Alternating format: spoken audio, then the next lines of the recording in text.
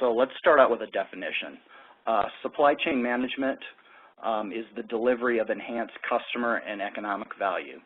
And we do this by managing both the flow of physical goods and also the associated information from the point of sourcing to the point of consumption. So all the way from where raw materials are made to the customer and then every entity in between. You'll notice a couple of other things. Information flows both ways. And what we mean by that is information on customer demand flows backwards through the supply chain. And then as the product is flowing forward from the raw material suppliers through purchasing, production, distribution, retail, and then finally to the customer. Next, there's a motto that sort of sums out what we're trying to do with supply chain management. And the whole premise of it is the right product at the right place and the right place and time, all delivered to the customer. A couple of observations based on the motto and definition. Supply chains are always going to be optimized for the end user. And what that's going to do is it's going to maximize economic value for every entity in the supply chain. And the other thing you may notice is this flow of information can actually be as valuable as the product itself.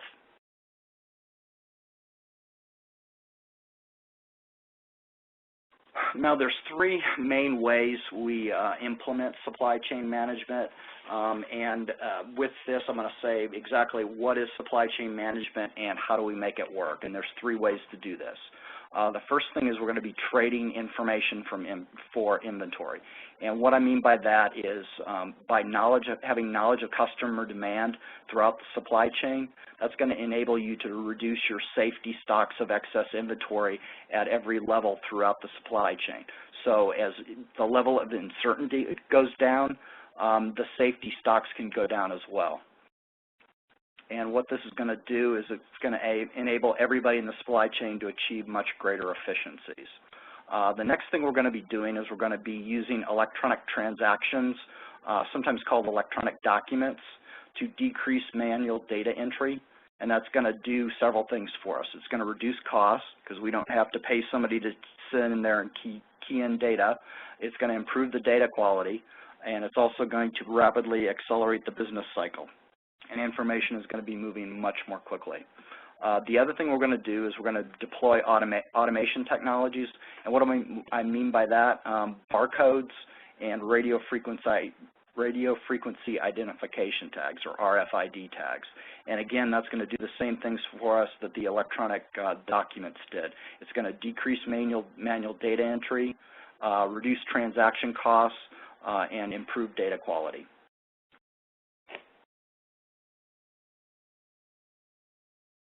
Next, let's cover some specific examples of supply chain management. I've given you a lot of esoteric theory. Now let's do some concrete examples. This is actually an SBC client of mine that sells custom-built bags and other leather goods. And what I picked out here is one of her Metro doctor bags, which retails for $150. And then I asked the rhetorical question, when is that $150 bag worth $300 or more? And the answer to that is when you really, really need it now. And if you'll notice what I've done here is I picked out the next day air early AM service for UPS. So it's before 8 a.m. the next day. So in other words, you can order the bag on late Wednesday afternoon, and it's going to be delivered before 8 a.m. on Thursday. And as you might imagine, UPS is going to charge a rather steep price to get that bag to you in probably about 16 hours. They're going to charge you an additional $150 to do that. So in other words, this $150 bag is now worth $300. Now you might be tempted to say, well, who's ever going to pay $150 shipping? And let me paint an example for you of a case when somebody might really want that bag now. Say you're a doctor and you're about to leave for a 1-month trip to Africa as part of Doctors Without Borders. And unfortunately, you found out this morning your precious doctor's bag has been stolen out of your car. And you've used this doctor's bag for years. You are so familiar with this bag that you can literally find what you need in total darkness. So this bag is very, very important to you. And I will argue that in a case like that, to get that bag replaced by 8 a.m. the next day, you may very well want to pay $150 to do that. So in this case, this $150 bag is now worth $300 to this doctor. Let's do another example, Nordstrom's. Prior to 2009, or actually the fall of 2009, Nordstrom's consisted of two distinct entities. First was the retail locations at malls throughout America, about 115 different retail locations. And then as a second entity, there was also Nordstrom's.com, which sold more or less the same products, but online through a website.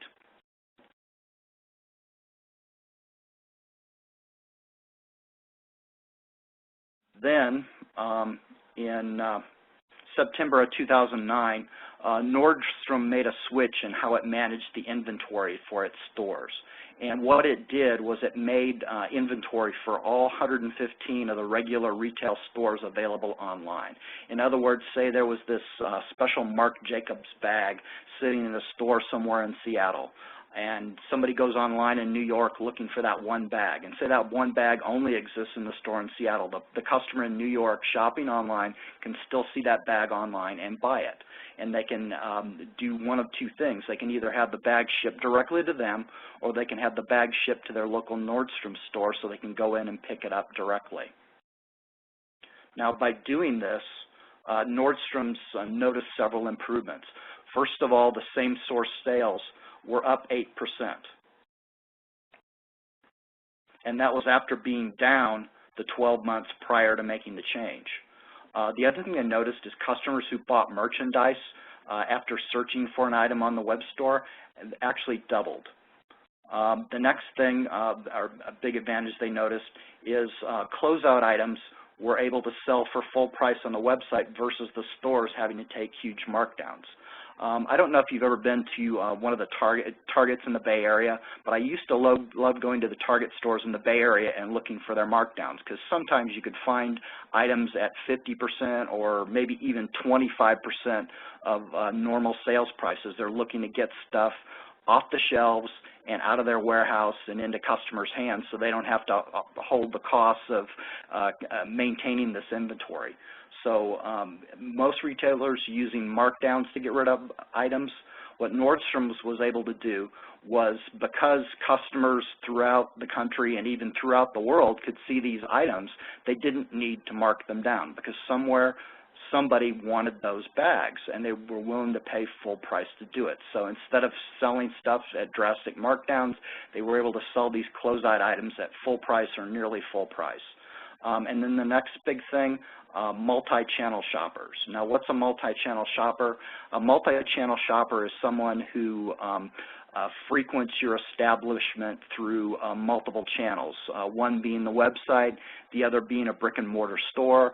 Say you've got a mail-order catalog. Those would be examples of different channels. Multi-channel shoppers use more than one channel. For instance, somebody may go do their research on the web, look at different bags, identify maybe one or two that they really want to look at and try out, and then once they've narrowed down their search, they'll come into the store, maybe see if the bag matches the shoes, see if it's the right color, see if they like the quality or not, and then purchase the thing. And they found, actually study after study has found these multi-channel shoppers spend on average 4 times what a single channel shopper does. So these are customers that forego spending money at your competitors because they value this service you provide so much. And quite frankly, these multi-channel shoppers have rapidly become the so-called holy grail of retail, and retailers everywhere are trying to cater to these multi-channel shoppers simply because of the value they bring to the business and the loyalty that they bring along with it.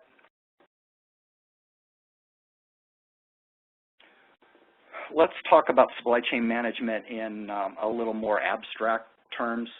Normally in consumer marketing, you're pretty much limited to 2 factors to lure customers. One is price and the other is quality. However, with supply chain management, this really changes the rules because location, timing, meeting rapid needs, things like that come into effect with supply chain management and sort of change this consumer differentiator. So what are some of these value-added services? We already talked about one, time, want it, need it now, maybe providing finance or payment terms. Another thing is vendor-managed inventory. For folks that may not know what vendor-managed inventory is, think of a Coke or a Pepsi distributor coming into your local convenience store. I don't know if you noticed, but they don't bring the stuff in and leave it. They actually take stuff to the shelves.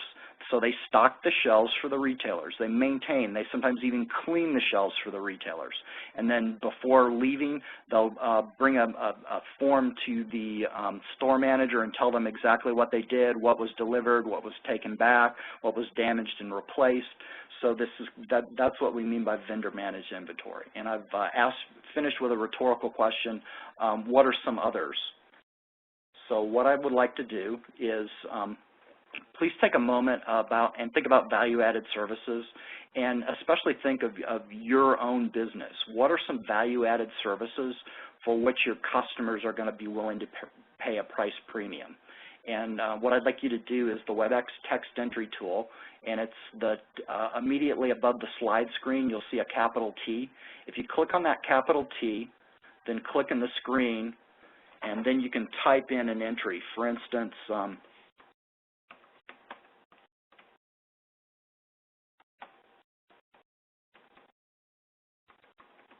and if you would, please pick a color other than yellow, and you can look for the box and pick a color like blue or something like that, and give me some feedback in terms of what are some value-added services that your customers can use. So go ahead and take a moment and think about that, and if you come up with something, go ahead and enter that in the screen. If you'd rather not type on the screen, go ahead and send it across via chat, and I'll put it on the screen for you. Thank you.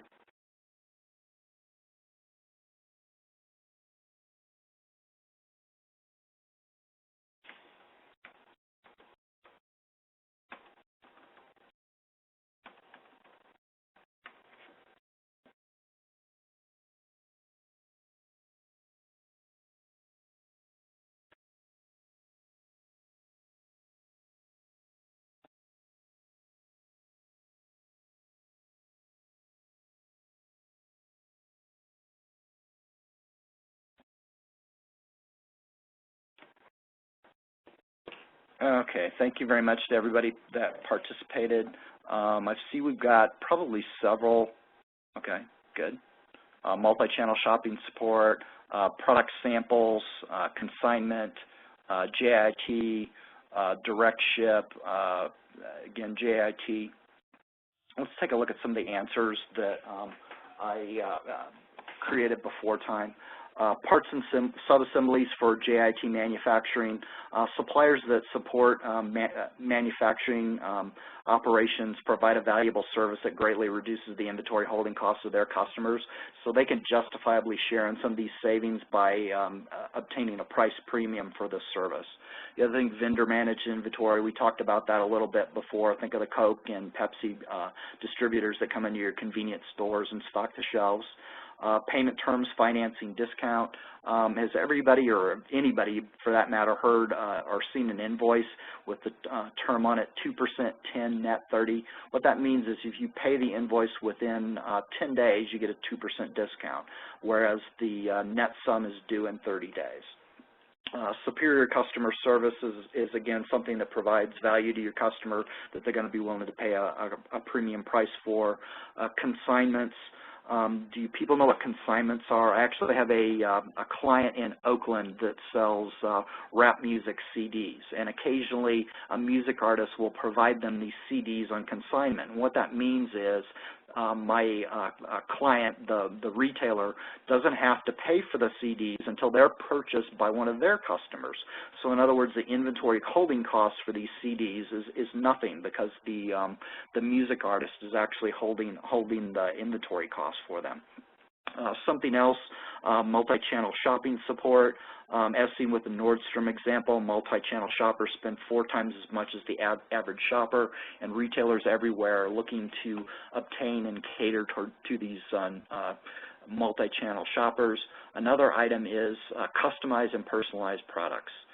Because of the advent of FedEx and the competing product offerings by UPS and the U.S. Postal Service, it's now possible to sell, to create customized products and deliver those to literally anybody, anywhere in the world within a couple of days. And that's really made customized and personalized products a viable industry on the Internet.